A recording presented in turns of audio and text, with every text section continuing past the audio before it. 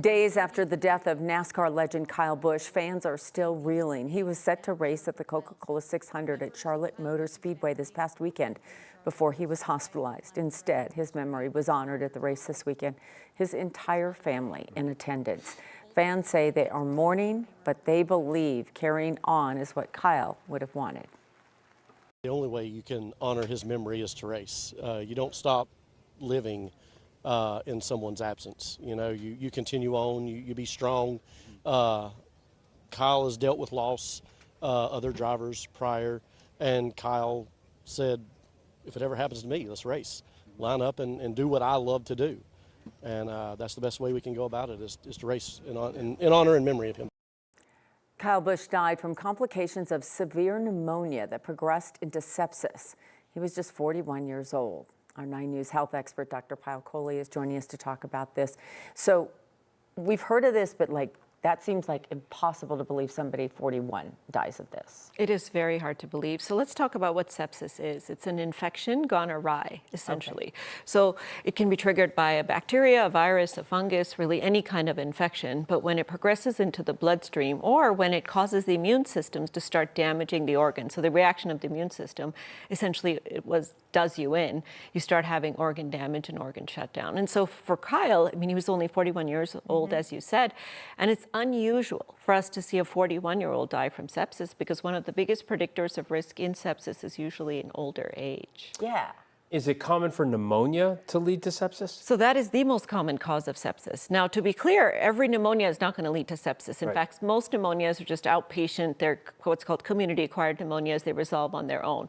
But if you get hospitalized with pneumonia, the likelihood that you have some degree of sepsis is usually about 25 to 50%. Wow.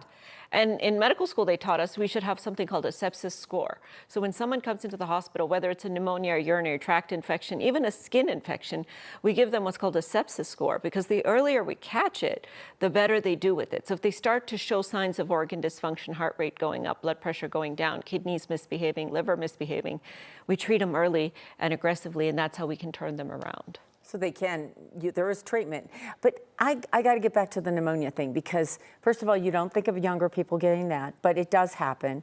And I'm guessing that you're going to say that a lot of people get something that is in your lungs and you think, oh, I'm going to get past it. You got to get in, right? You have to. And with him, I mean, of course, we're Monday morning quarterbacking, but if you rewind back, on May 10th, he had actually radioed in to his teammates saying that a doctor was waiting for him to give him a shot. Now, the Associated Press had reported that he may have had a sinus infection, which we know can get worse with racing because of the G-forces that you can have on the sinuses.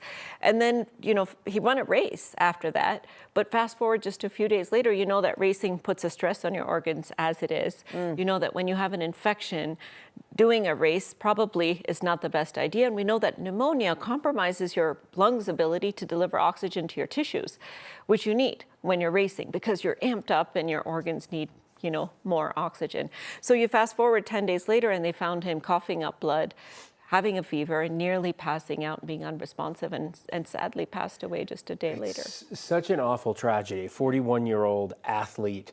If anyone's been in one of those cars, it is like, it's hot when you're feeling well. I can't imagine what it was like when he was feeling like that.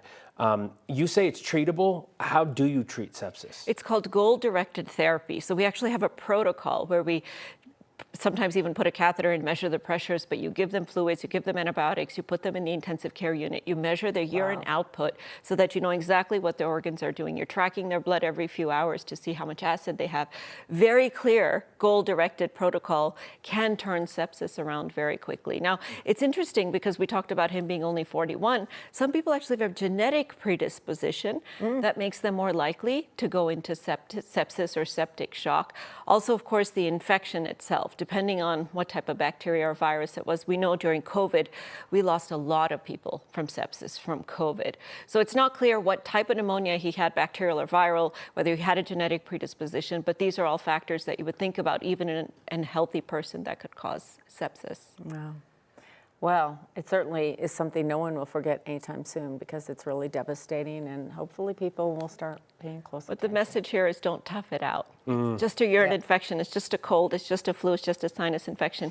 If you don't feel well, you have to go see your doctor early. Okay, we'll be calling. We'll get in. Thank you, Dr. Coley.